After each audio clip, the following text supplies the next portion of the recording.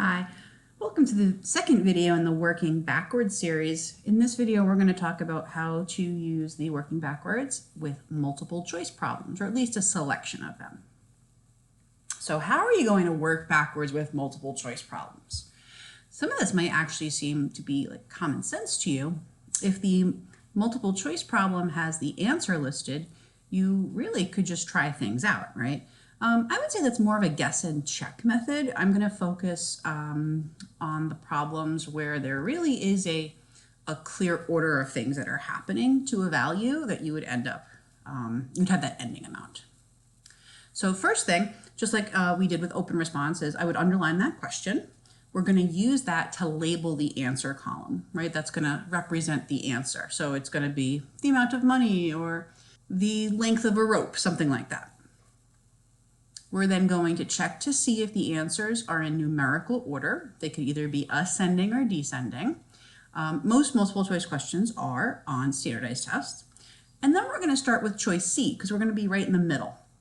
And then we're going to decide if that answer works in the problem or not. We're going to plug it in and we're going to go through all the steps, see if it works. If it doesn't, if it's not the correct answer, then we're going to determine if that answer is too big or too small. And then we're going to cross out the ones that are even bigger or smaller. All right, so not every multiple choice question is a good fit for this working backwards method. And you notice I put that in quotes, right? Because we're not necessarily undoing the steps. We're just going to go through those steps. So to start, one way that you could have a multiple choice question that is good for working backwards is that you'd have that end result, right? But you don't really know that starting amount, just like we did with the open response question. So here's a good example. We have Mike. He has twice as many stamps as Jean. After he gives Jean 6 stamps, he still has 8 more stamps than Jean. How many stamps did Mike have before he gave Jean the 6 stamps? So this is a very interesting question because we still don't actually know the quantity that Mike has, but we know the relationship that between his number of stamps and Jean's number of stamps, right? And we don't know the beginning. And this is what I was talking about in the first video, is that, so again, not as straightforward. But let's give this one a try. So let's underline the question. How many stamps did Mike have before he gave Jean the 6 stamps? So this is Mike's number of stamps, right? All these numbers represent that. What I typically do with multiple choice problems is that I'm making columns that represent other information. And it could be another person. It could be what happens before or after something. And I think that's going to happen here, right? It says that Mike has twice as many stamps as Jean. So if we know that this number represents Mike, then we're going to have another column here to represent Jean stamps. And I'm going to start with C. Remember, I always start in the middle here. So if Mike has 36 stamps and he has twice as many, he has more, right? That would mean that Jean has 18. I just took 36 and I divided by 2. Okay, so we've gone through the first step here. I don't know if that's right until we keep reading and see if things work out. After he gives Jean 6 stamps, so if he's giving 6 away, he's down to 30. She's receiving the 6, she's up to 24. He should have 8 more stamps than Jean. He has 6 more stamps than Jean, right? He has 6 more stamps here. That's not enough. So I'm going to say C is too small, B is too small, A is too small, right? Because those got smaller here. I'm going to move on to 40. I'm just going to go through those steps again.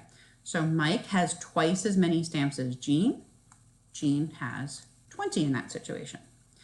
Mike gives 6 away. He would be down to 34. Jean would gain those 6. She'd be at 26. That looks like 8 more than Jean. And I think we have our winner. So see how it's not necessarily working backwards, right? It's plugging in the answers, working through, and seeing if you get a correct result or not. Let's see another type of scenario. These are very different. So the second scenario is that the problem looks like it can easily be undone step by step, right? That I wouldn't say that the one we just did is something that you could undo. Very easily, at least. It doesn't like seem that way. This one's going to seem much more like the open response questions, except now it's multiple choice. So this is a situation where we really could just do our flowchart backwards, or we could use these answers and try to plug it in and see if it works. So you could, I'm okay with you using the flowchart on this particular problem, but I'm just going to demonstrate how the multiple choice would work. Okay, so we have Harold, who loves to eat cookies. He eats a quarter of the package or a fourth of the package on Monday. On Tuesday, he eats 13 cookies. On Wednesday, he eats half as many as he did on Monday. If there are 22 cookies left in the package on Thursday, how many cookies did he start with? And now you start to get the sense that maybe that flowchart wouldn't be so easy, since it doesn't say that he eats half of the remaining on Wednesday. It says he eats half as many as he did on Monday, right? So a little bit trickier than a typical flowchart. So I'm going to underline this question. How many cookies did he start with? This is cookies, right? Starting number of cookies. And I'm going to go with C. All right, he eats a quarter of the package. So I'm going to do 68 times 1/4. And I get 17. So he eats 17 on Monday. So 68 minus 17, he's now down to 51 cookies. He then eats 13. That's easy. We'll just take 13 off of that. We're down to 38. On Wednesday, he eats half as many as he did on Monday. Well, what's half of 17? That seems weird, right? So what happens here, I'd say that he's probably, although you could eat half a cookie, that's not what's going to happen in these types of multiple choice questions. So I'm going to say this one is not looking good. Let's just approximate it. Half of 17 is about 8, right? About 8. That would bring you down to 30. There should be 22 left, right? That sounds too big. I'm going to say that those numbers there are too big. We're going to move towards the lower numbers. And we're going to try this again. So he eats a quarter of the package. So 64 times 1/4 is 16. So he eats 16 cookies on Monday. That's 48. Now he eats 13 on Tuesday. We're down to 35. Now he eats half as many as he did on Monday. So half of the 16 would be eating 8. And 35 minus 8 is 27. So we know we're headed in the right direction, right? Or you could just say, well, the only answer left must be A, right? I'm just going to go through it quickly to show you that it is the correct answer. But if I was taking a time test, like the SAT, I'm pretty, sure that I have an understanding of this method. I would just circle A and move on, honestly. But just to show you, a fourth of 56 is 14. All right, so 56 minus the 14 is 42. That's what's going to remain. Then Tuesday comes, eats 13. What's 42 minus 13? We're down to 29. And then the magic number here is half of Monday. That's the 7. And we get to the 22. And that is that. All right, let's move on to a new type of multiple choice question. And that's one where it gives you information about how things are related to each other. I know we kind of saw that with Mike and Jean and the stamps, but it's more about like proportions, percentages, ratios, and along with that, it gives you some type of total amount. So here we have a total number of votes. So we have 120,000 votes. were cast for two opposing candidates, Garcia and Perez. Garcia won by a ratio of 5-3. We want to know what was the number of votes cast for Perez. So let's go right to our labeling here. This is how many votes Perez got. What could we figure out if we know one of those people? Well, there's 120,000 votes. I would then use that total to figure out what Garcia would have gotten. And we're going to start with C, like we do. So 120,000, 58,000, taking that away, leaves 62,000 for Garcia. Okay, now Garcia won that one, right? But did Garcia win of a ratio of 5-3? Well, let's find out, right? This is the ratio. The winner divided by the loser. I'm going to type that in my calculator. 62,000 divided by 58,000.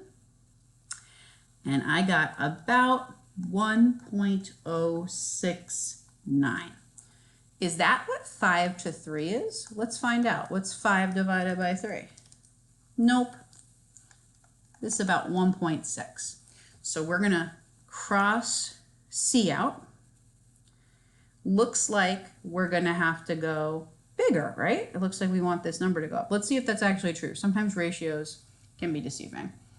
If I go to 62,000, right, the next one here, that would mean that Garcia would have less votes than Perez. So that's actually not helping, right? So it turns out that these bigger numbers would actually give me a smaller percentage here. So we're going to go to the smaller.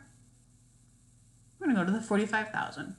So let's see, 120,000 minus 45,000 would leave 75,000 votes for Garcia. Let's check that ratio. Is 75,000 to 45,000 about 1.6? Typing that into my calculator, and that's exactly what it is. And we have our winner. So remember, if you see the total and you see proportions, percentages, ratios between those things, that probably is a good working backwards problem. And our one last scenario, if the problem asks you to solve an equation, like an algebra equation, and the answers represent that variable. Okay, now as a math teacher, I think this is a very bad multiple choice question for a test because I can just solve it by plugging in. But if you're given the opportunity, why not know what to do, right?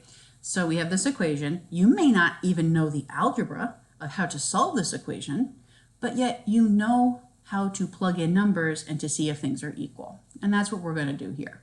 So I will say that the ordering of these numbers sometimes doesn't really help you when we're solving equations. So if you want to start at -3 or 2 here, it doesn't really matter. I also take a look and see like what these numbers are going to do to the equation. I feel like these 4 numbers actually don't seem right to me. There's something wrong here because it would make this negative denominator. I just feel like that's not the way this would go. It could be, there's a case that it could be right. I'm going to try 7 first. I just have a really good feeling about how it looks. So I'm going to try it. I'm going to plug 7 in for the x. And now we're just going to simplify. So does 5/4 plus 2/6 equal 38 over 4 times 6? In other words, 38 over 24. If we have a calculator, obviously I could just do this in my calculator and to see if it equals. Sometimes we don't, right? To add these fractions, we need a common denominator. I would multiply this by 6, this by 6. This one would have to get multiplied by 4 and 4 here, right? I'm really just multiplying by 1. And look at this, the 30 and the 8 that result from here, right? 30 over 24 plus 8 over 24 gets me 38 over 24. And if I had tried one of these, they just wouldn't have equaled. So if you are presented with that opportunity, take advantage of it.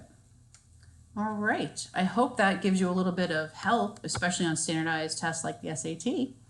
And you're able to save yourself some time or do problems that you may not have known how to do with algebra. Good luck.